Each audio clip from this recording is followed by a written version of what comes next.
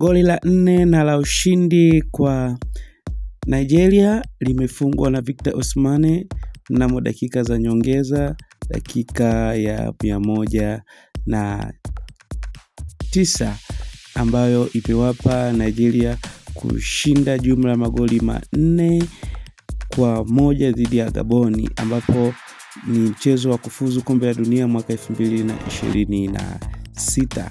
Hivyo Nigeria wanapata nafasi ya kutinga katika mchezo wa mchujo wa playoff ambao utawakutanisha kati ya Cameroon au DR Congo, ambao watacheza mchezo wa playoff ambao ni kati ya hizo timu tatu.